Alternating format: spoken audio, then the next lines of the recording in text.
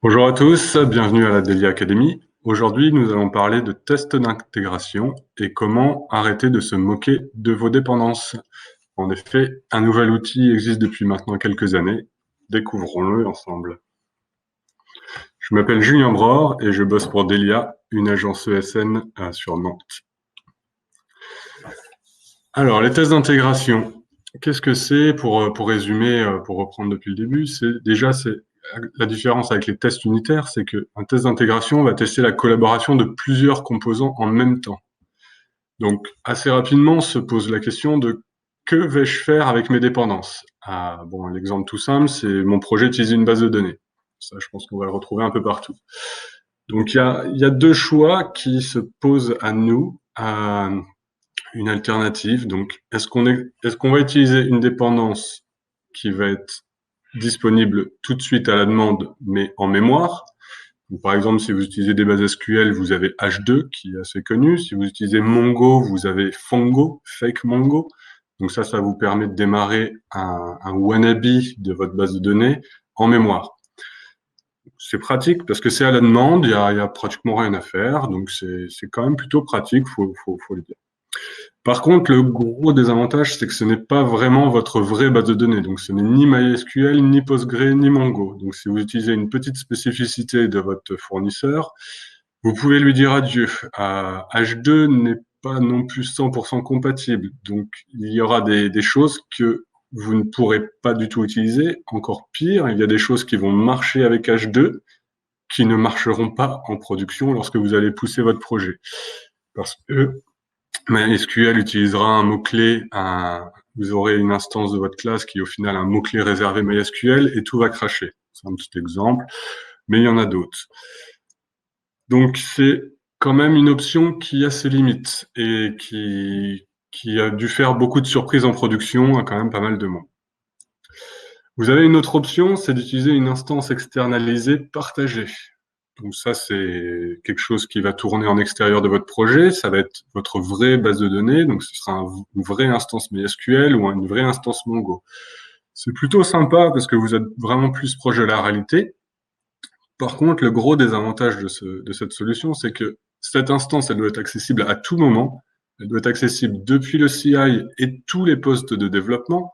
C'est pas forcément la même, mais il faut quand même que tous les postes de développement aient cette dépendance qui tourne ou soit accessible. Il faut que quelqu'un fasse la maintenance de cette instance et vous avez aussi un risque de collision entre tests ou de collision entre développeurs.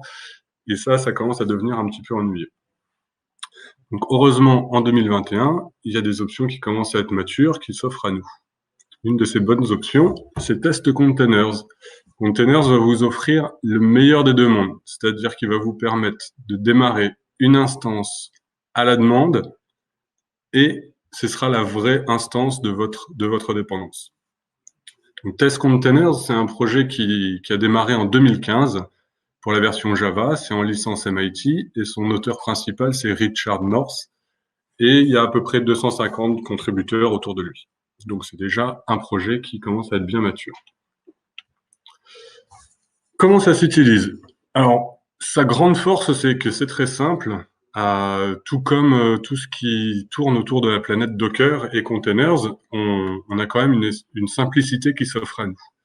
Par exemple, si vous faites vos tests unitaires en JUnit 4, vous pouvez utiliser une simple annotation rules ou alors une classe rules si vous voulez réutiliser votre container entre les tests.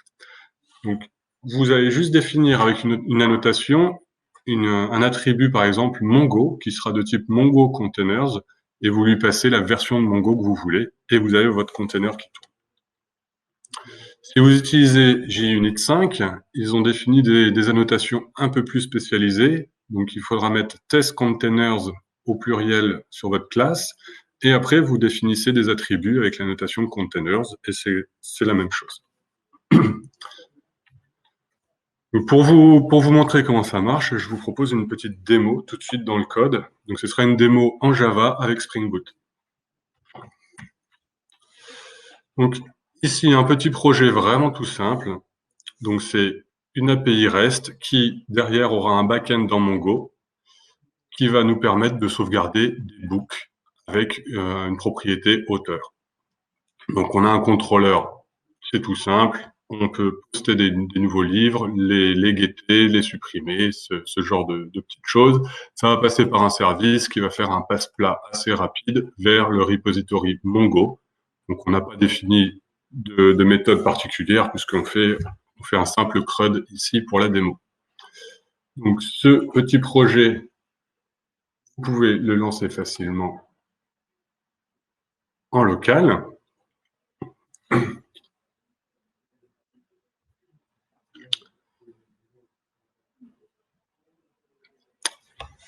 Voilà, il est booté. Il a démarré une connexion sur le Mongo que je fais tourner en localhost. Alors, comment je le fais tourner ce Mongo? J'ai un simple Docker Compose dans mon repository. Avec IntelliJ, je peux tout simplement cliquer sur ces petites flèches vertes. Et on voit donc, ici, il y a mon Mongo qui tourne. Ça, c'est le Docker Compose. Donc, on peut utiliser l'application simplement avec Postman ou votre client REST que vous voulez. Ici, je vais rajouter un livre. Je l'envoie. Mon application me répond 200. Je récupère les livres. Le livre 2 est ici. Il est bien dans ma bibliothèque. Parfait. Maintenant, comment est-ce qu'on teste ça? On va donc dans les classes de test. Ici, j'utilise JUnit 5. Donc, on va déjà regarder la définition Maven. J'ai simplement ajouté deux dépendances. Donc, dépendances qui viennent de test containers, la dépendance JUnit Jupyter pour JUnit 5. Et comme je vais utiliser un test containers Mongo, je rajoute spécifiquement la dépendance artefact MongoDB. Dans mes tests unitaires, dans mes tests d'intégration, pardon, je vais donc rajouter la petite annotation test containers. Ici, je rajoute un Mongo containers 4.4. Je lui rajoute une règle pour lui dire d'attendre maximum 30 secondes pour que le container soit démarré. La petite spécificité, donc, c'est que ce container va avoir une URL random. Donc, il faut qu'on donne cette URL à Spring pour que Spring puisse se connecter dans les tests à ce conteneur Mongo. Donc, sans plus attendre, je vous propose de faire tourner les tests.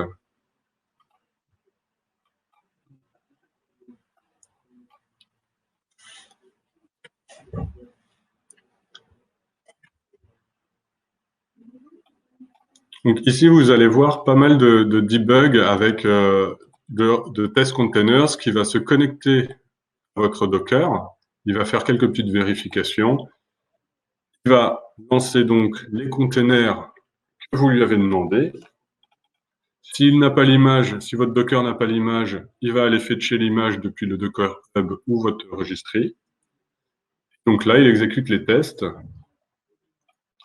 Donc j'ai bien fait dans les tests. Je rajoute deux nouveaux livres. Je les récupère tous. J'en récupère un pour le supprimer. J'essaye de le récupérer. Ça doit faire un 404 et je rattrape. Je récupère à nouveau tous les livres. Donc ça, c'est bien mon scénario de test que j'ai défini ici. Je définis un livre d'une, un livre fondation. Je les sauve. Je les récupère tous les deux pour vérifier qu'il y en a bien deux, qu'il y a bien Dune et Fondation dans ma bibliothèque.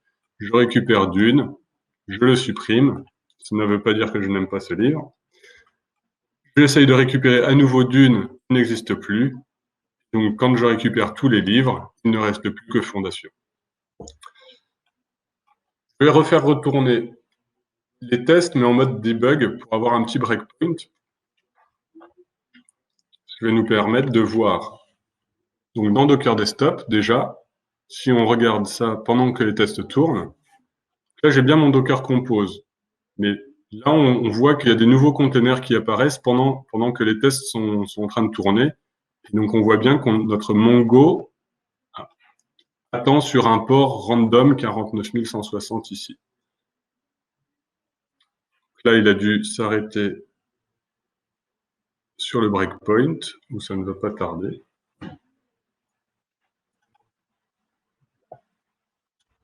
Voilà, ça s'arrête sur le breakpoint. Donc là, si on a envie, on peut rentrer dans le container, ce qui va nous permettre de bien voir. Voilà, donc il y a une base qui s'appelle test.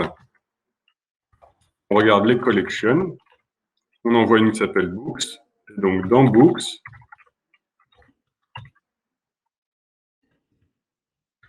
on voit bien qu'on a nos 2 livres, Dune et Fondation, ici. Donc on a un vrai container, une vraie base Mongo, ce qui nous permet de faire des vrais tests pertinents et fiables. Là, je vais laisser filer le debugger pour finir ça.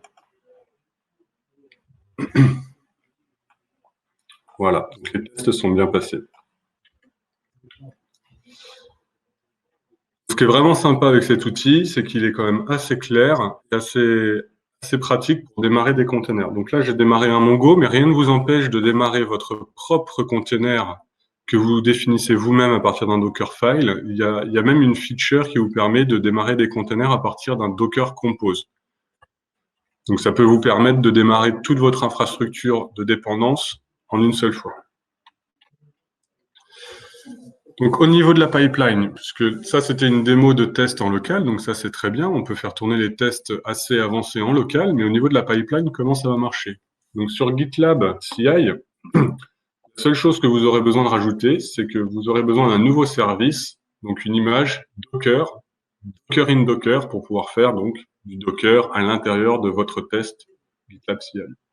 Plus de détails, je vous ai mis l'URL, mais il n'y a pas grand-chose de plus. Donc, en conclusion, Test Containers, je trouve que c'est quand même un outil assez merveilleux et qui nous fournit un environnement éphémère de test grâce, encore une fois, à cet autre outil merveilleux qui est Docker. C'est très facile à mettre en place, à mon avis, et tout le monde devrait le faire.